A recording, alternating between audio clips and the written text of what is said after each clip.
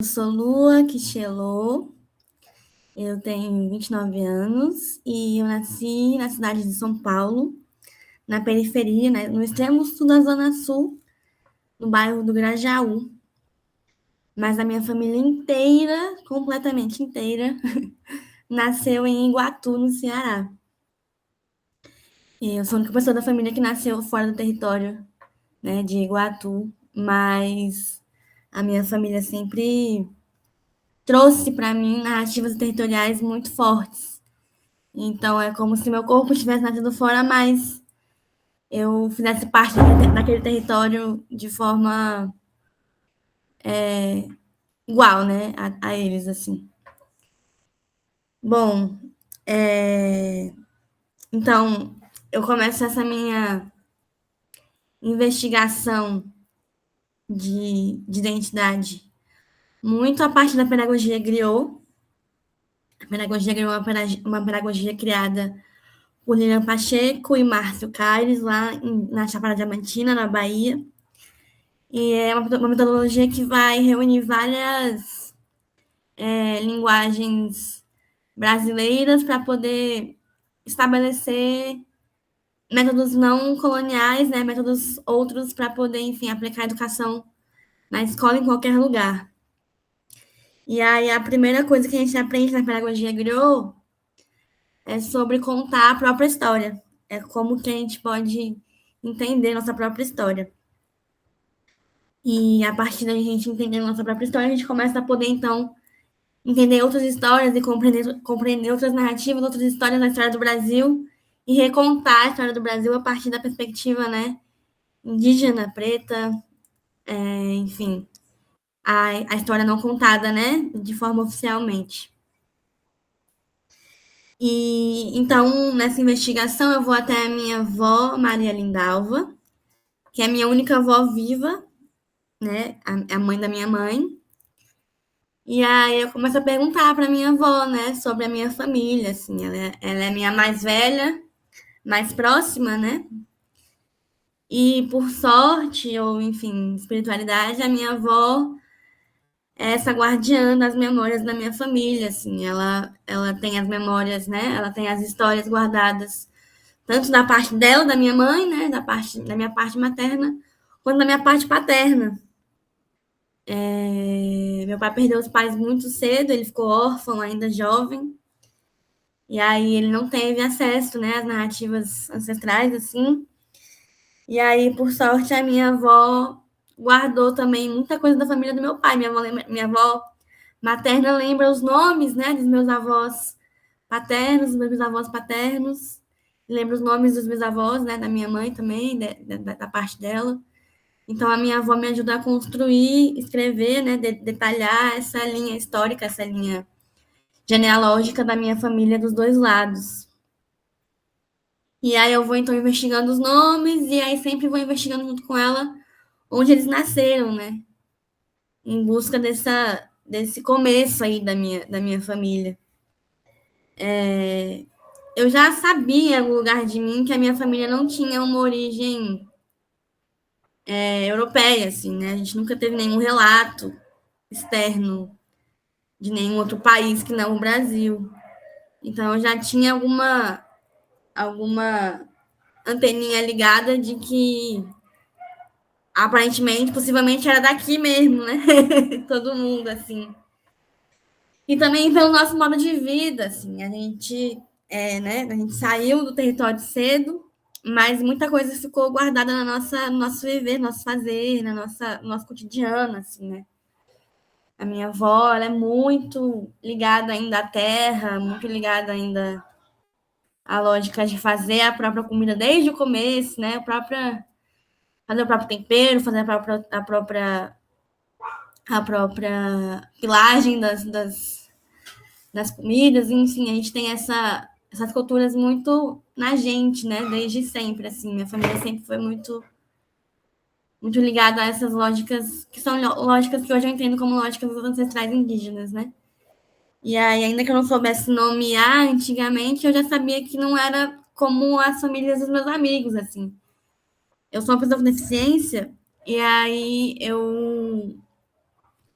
tive acesso a muitos suportes na minha infância, porque foi uma infância muito dura, e aí eu tive uma patrona, né, uma pessoa que era patroa da minha madrinha, que bancou a minha vida escolar em escolas particulares.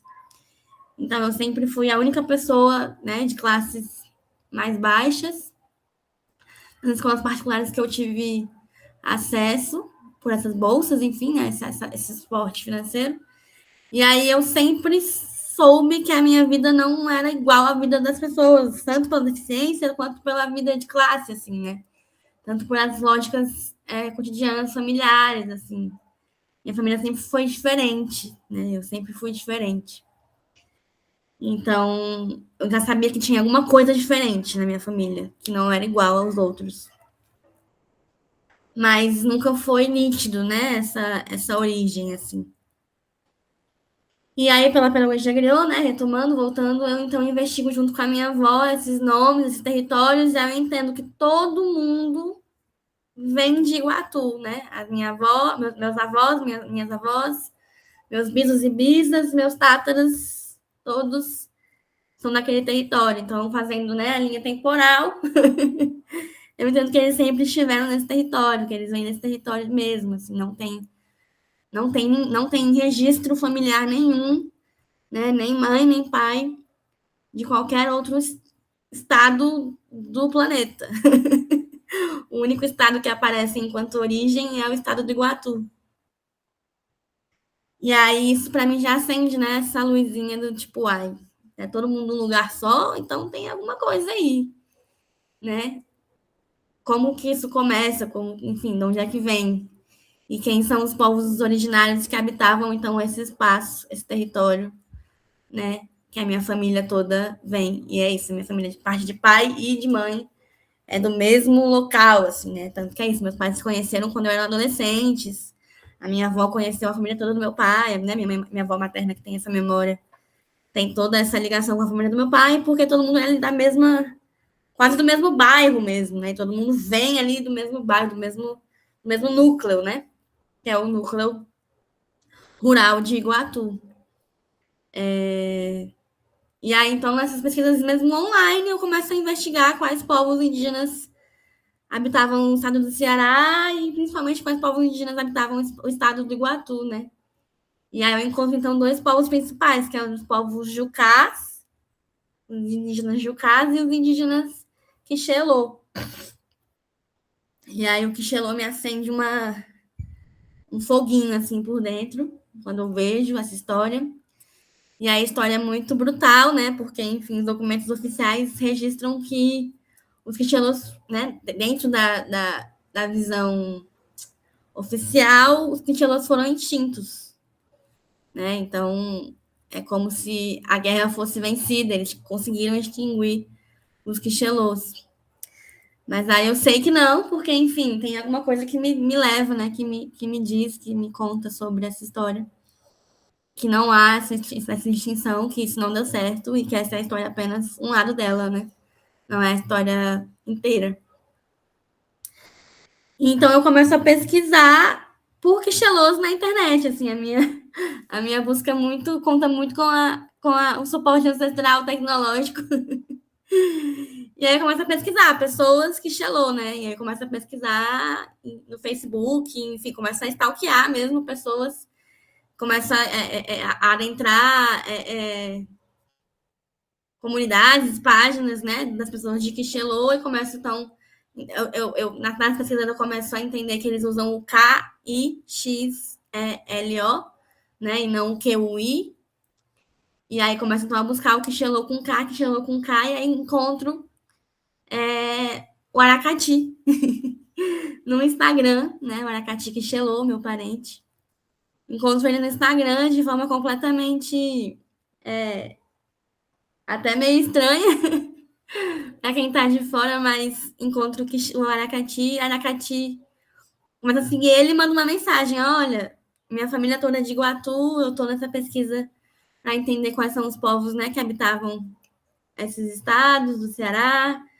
Tô tentando entender se a minha família pertence ou não a uma dessas etnias, entender como que tá, e, enfim, cheguei até você nessa pesquisa muito louca, me perdoe, não me ache uma doida, mas, enfim, queria entender, né, se você conhece o pessoal, se você tem aí acesso aos quichelos e onde eles estão, como eles estão.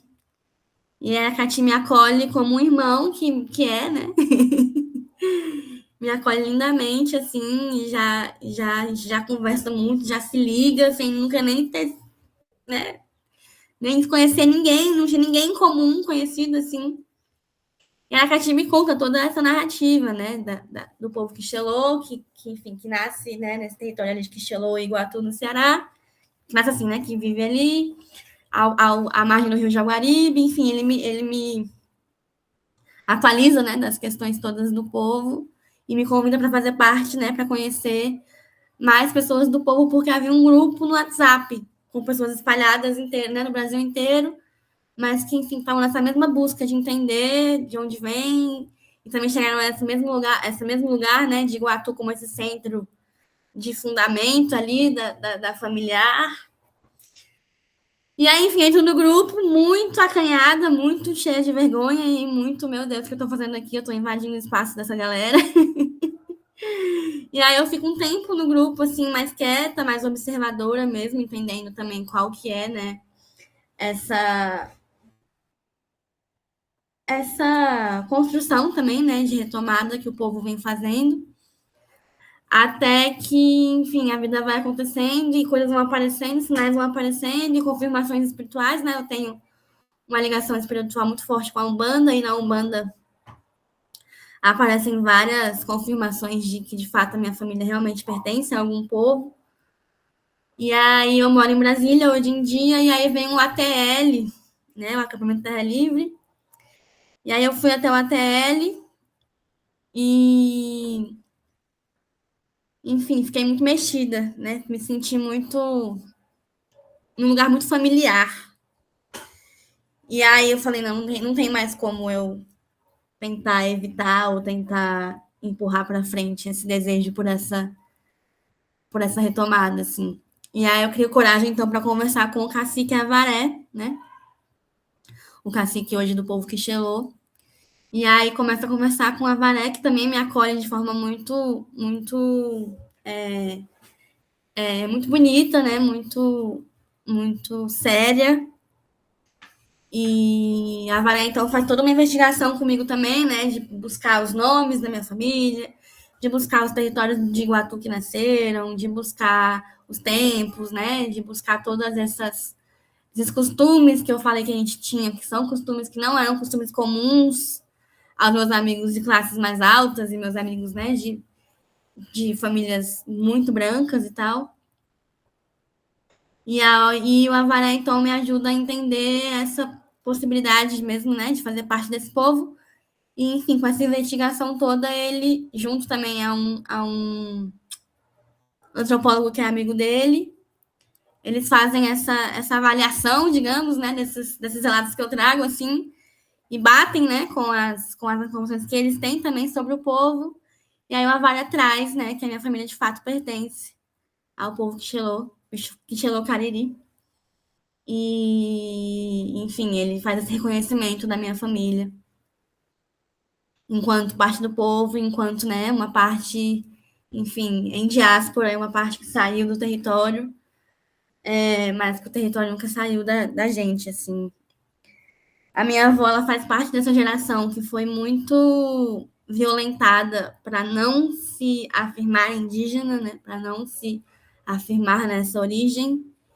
E é isso, ela nunca pôde assumir com essas palavras, mas toda a trajetória dela e todos os costumes dela e todas as memórias que ela traz são memórias né, de aldeia e memórias de uma totalidade indígena que Xelô mesmo, né? E aí o Avaré me ajuda, então, a compreender e encaixar isso dentro da consciência sociopolítica que hoje a gente vem entendendo, né? Enquanto povos indígenas de retomada e não aldeados e, enfim, que passaram e que as famílias passaram por uma violenta pedagogia de apagamento, né, estatal, assim. Então, a minha avó, hoje ela já. Hoje eu já comento com ela, já converso com ela sobre, ela já não nega, né? Porque esse medo estatal já está mais diluído e, enfim, já começa a entender que a gente está num novo jeito de olhar para o indígena, de olhar para o índio, porque, enfim, ela aprendeu que falar que era índio era horrível, né? Ela aprendeu que não deveria falar que era índia, não deveria falar que era indígena, então ela guardou isso, né, nesse segredo de proteção familiar mesmo, mas tudo que ela propõe enquanto matriarca da família é uma proposição ancestral, assim, né, de costumes ancestrais, de relação com a terra, de relação com o corpo, de relação com a comida, de forma muito espiritual e de forma muito atenta à terra como nossa mãe mesmo, né? E aí é isso, né? Então eu consigo ter a chance, o privilégio de conhecer também o Avaré, né? Eu consigo ir para o Ceará, consigo conhecer o Avaré, consigo conhecer vários parentes. Tenho a honra de fazer parte do primeiro encontro indígena Quixelô Cariri, que foi em 2023, se eu não me engano. 24? 24. É... E aí meus pais também conheceram o Avaré, enfim, conheceram, né, os parentes, conheceram o Aracati. Enfim, foi um encontro muito lindo, onde eu realmente fui muito acolhida e trocamos muito sobre essa ideia, né, de estarmos longe, mas de como que a gente pode contribuir com a luta do povo, e de como que o fato de se afirmar que Xilocariri já é algo muito grandioso, porque já vai contra o Estado que afirma que fomos mortos todos, né? E, então, afirmar que Xelô vivo é já ter um posicionamento completamente forte contra o que querem acreditar, né? E aí hoje eu faço a minha luta aqui de Brasília, né? Como posso, trazendo também essa perspectiva de retomada, essa perspectiva de entendimento de que somos um núcleo familiar em diáspora, né? E também de como que a gente contribui, tendo hoje uma narrativa também de cidade, né? E também tem na cidade como atravessamento político, mas ainda assim tendo o território do Iguatu como nossa base, como nosso fundamento maior, assim. E aí eu também sou artista e sou uma pessoa com deficiência, né? Como eu já falei. Eu uso muito o termo aleijada para me referir a mim mesma, buscando justamente esse embate de vocabulário e esse embate político do que essa palavra representa, né? E aí trago que sou aleijada e educadora e artista e uma pessoa, né, com muitas potencialidades. E aí hoje eu também analiso essa questão da retomada enquanto uma, o que eu vou chamar de indigenidade aleijada. Porque é como se tivessem me aleijado, né? Aleijado a minha família enquanto indígenas, justamente por não permitir que minha avó pudesse se afirmar, por não permitir que a minha avó pudesse trazer para a família o orgulho, né, identitário. E como foi demarcada uma violência contra o meu povo e contra a minha história, uma violência estatal que é para mim é lida como um alejo, né, como um alejo proposital, como uma intervenção, como um corte que não dá certo. Porque eu me lembro, porque eu e minha família nos lembramos de onde viemos. E E aí, então, eu mobilizo essa indigeneidade aleijada na cidade, em diáspora, a partir da minha arte, a partir, né, das minhas relações com meus parentes, com meu cacique, enfim, com a ideia de ser indígena, né, do que se espera também enquanto ser indígena, e também do que reivindico enquanto indígena aleijada, enquanto aleijada indígena, enquanto esse ser em diáspora e esse ser que é completamente marcado muitas violências, mas que não deixa a violência serem a única coisa que vai me fazer ser no mundo, né? Como eu também suspendo a violência e como que eu tento devolver a violência do modo adequado para quem me provoca ela. Então eu trago muito isso, assim, de como a minha indigeneidade é aleijada por ter me, né, por terem me roubado o direito de me saber indígena desde que nasci. E o direito de ter essa identidade afirmada e reivindicada pelo meu pai, pela minha mãe, pela minha irmã, pelos meus primos, minhas primas, pela minha avó, pelos meus avós, pelos meus bisos, que todos são parte desse povo, né? Então, sinto que é isso, assim, mas também de como que eu posso agora pegar esse alejo e, de fato, escancarar também, né? Como que eu pego isso tudo e não deixo morrer. Acho que essa é a grande parte da luta e a grande força da luta. A gente não tá morto e a gente não vai deixar morrer. E a gente não vai deixar de esquecer que estamos vivos, de esquecer o que somos, de esquecer de onde somos. A gente não esquece que Iguatu é terra indígena, que o Ceará é terra indígena, que o Brasil é terra indígena. E que ainda que tente nos fazerem sermos outras coisas, não somos, somos indígenas, né? Ainda que aleijados. Então é um pouco isso, assim, da minha narrativa. Tem tantas outras coisas por trás, mas eu acho que esse é o grande recorte principal. E, enfim, estou aberta para conversas e trocas. E é isso, acabo por aqui. Muito grata a todos.